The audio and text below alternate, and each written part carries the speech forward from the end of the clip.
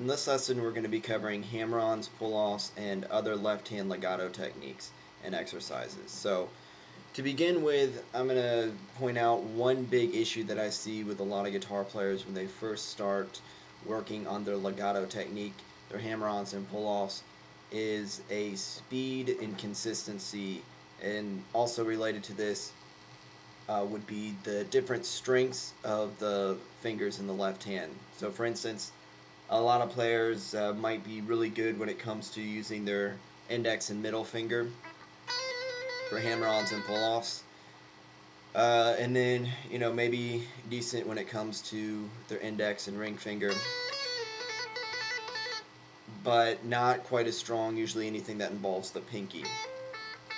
And it's very important to be able to, if you want to have as much versatility as possible, really have a lot of strength in all the fingers, and also be able to use any finger combination independently. So in this lesson we're going to be covering some finger independence exercises and other things to help work on your legato technique from an intermediate level. So the first exercise is going to focus on the hammer-on technique of all four fingers of the left hand. And this is very simple. It's just going to be starting on the B string on the 5th fret. We're going to hammer on from the index finger to the middle finger, then from the middle finger to the ring finger, then from the ring finger to the pinky, like this. And simply repeat that. So you'll pick the first note, hammer on, then hammer on from the middle finger to the ring, and from the ring to the pinky. Now a lot of people might be pretty comfortable doing that, but going from the middle to the ring might be more difficult, as well as from the ring finger to the pinky can be difficult for some people. So the key here, thing to focus on, is start out slow. It doesn't need to be something where the first couple notes are played faster and the last slower, like this, which can be a common mistake, or the alternative, starting slow. Every note should be played at an even tempo. A great way to do this is to practice playing with a metronome. In fact, anytime you do exercises, I recommend using a metronome. So I'm going to start out something here at 100 beats per minute, and I'm simply going to play each note on each beat.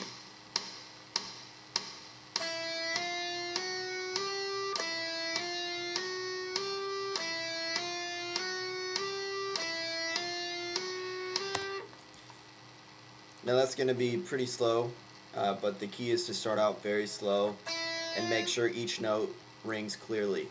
A common mistake that people make is they might be strong with their hammer-ons, and keep in mind, when you're hammering on a note, it should actually be played forcefully. It's not simply setting the next finger down on the string like that. It's actually using a certain amount of force to play the note. In fact, you should be able to, muting the guitar here, take any finger and hit a string and sound it clearly.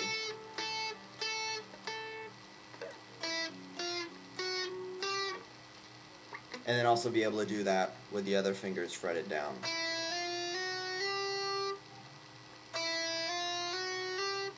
So once again, the key focus here is to apply a good amount of force so that each note rings out with an even amount of volume, as opposed to something like this.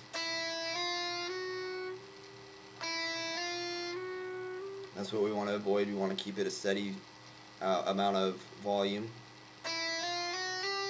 as well as a steady tempo.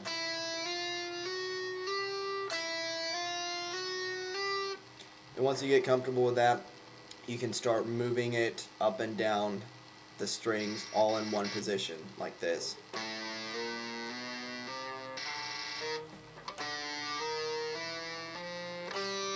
Picking only the first note as you change strings.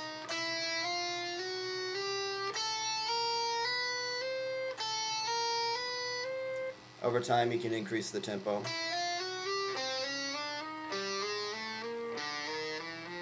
Once again, be sure to practice with a metronome. So as you get better,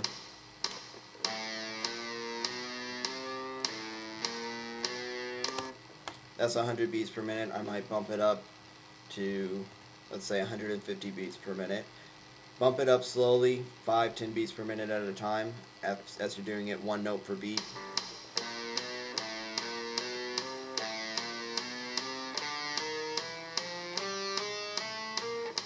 And then eventually what I like to do is bring the tempo back down. So in this case it's going to be 100 beats per minute. And then I'm going to play 2 notes per beat.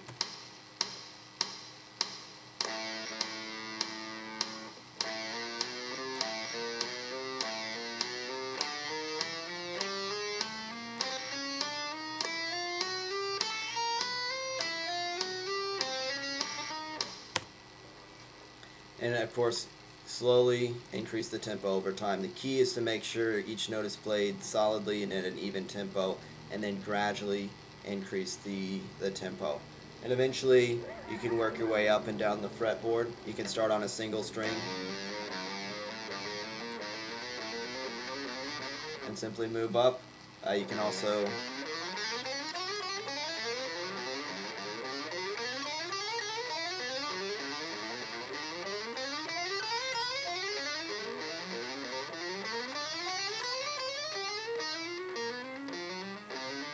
and notice how as it's played faster, all the notes are still played at an even tempo.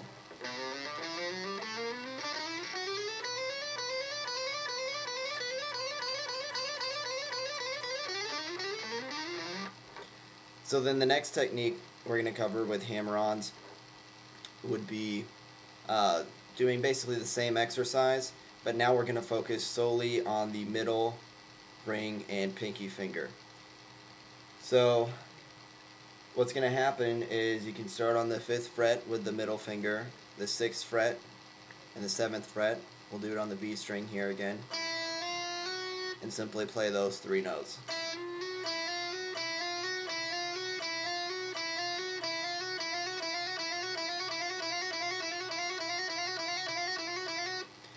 And that might be a little bit more difficult for some people, but that's why it's important to work on, is because these 3 fingers are probably going to be a little bit weaker, at least the ring and pinky respectively, compared to the index and middle.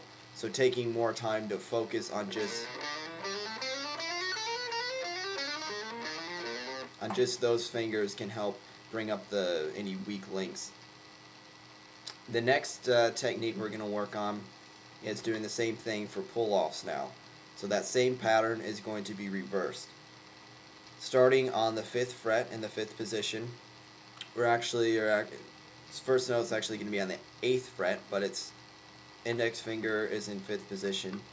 8th fret on the B string with a pinky, pulling off to the 7th fret on the B string, pulling off to the 6th fret, and then pulling off to the 5th fret, like this. And pull-offs actually tend to be a little bit harder for most people, and there's a couple issues that tend to happen. Once again, same thing with hammer-ons, is that people tend to speed up certain parts of the passage. So with that example, they might start it out fast and then slow down, something like that.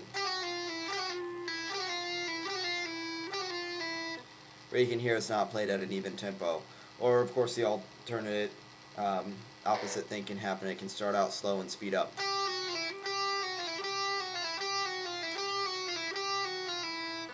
And we want to keep that even tempo.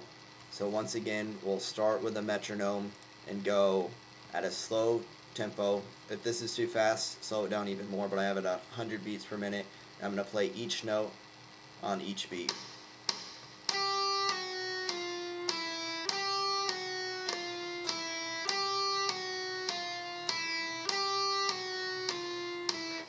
And gradually speed it up from there. Second issue with pull-offs is that people may simply lift off their finger, but that doesn't actually generate much of a sound. So it sounds kind of like this. If I were to just simply lift off my pinky from fretting it and do something like this,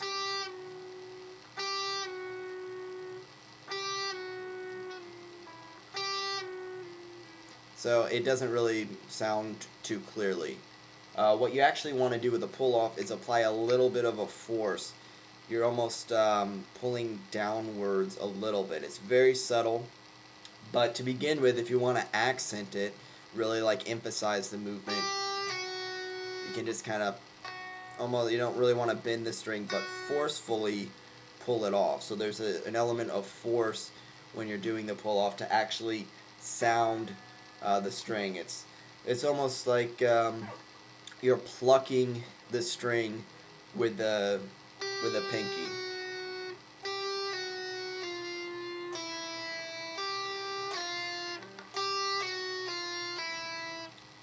So it's hard to convey that on camera, but there is actual effort and muscle involved in pulling off the finger. And so that's going to be the difference between something that sounds like this without using that force and something like this, where each note sounds at an even volume. So those are the two main things to focus on. Once again, you're only going to pluck the first note and repeat the pattern, keeping an even tempo all throughout. And then once again, you can go through the different strings.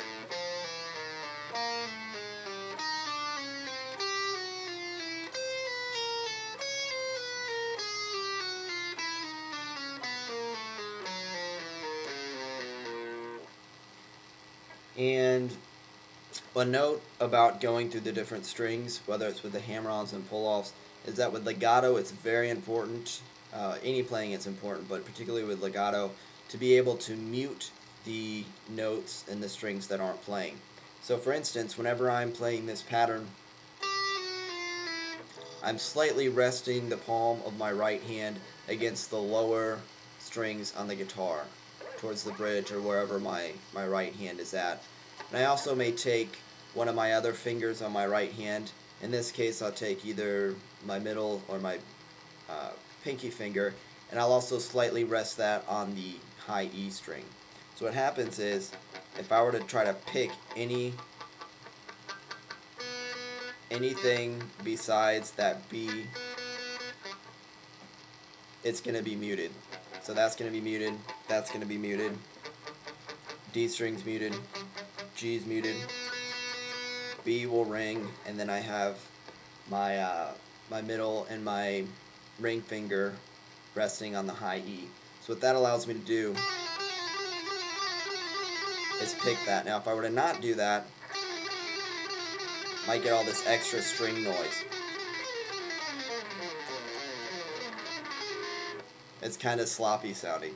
So I will actually move my right hand accordingly, and slightly as I'm down here, I might take the other fingers of my right hand and lightly rest them up against here. I may also take on my left hand, lightly resting, let's say I'm doing this pattern down here. My index finger is actually resting against these strings here. So it's muting these strings and it's only fretting down this. And all these are muted. And that helps keep it really clean whenever you're going through these patterns. So for this lesson, the focus is on doing simple hammer-ons and pull-offs and really emphasizing the ability to cleanly hit the notes with the hammer-ons, as well as cleanly pull them off with an element of force, to play them in equal timing between each note,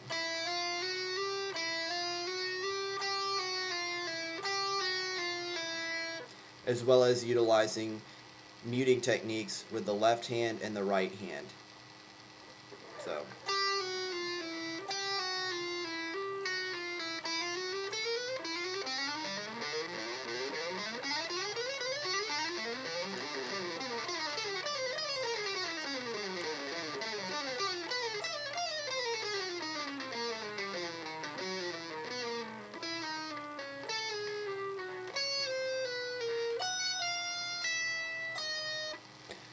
that covers the basics of legato, and as we get more advanced we can cover some different fingering variations, but it's important to be able to master those simple things.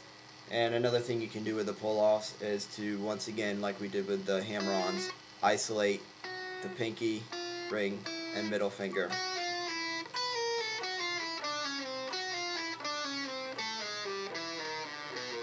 As you're doing the exercise.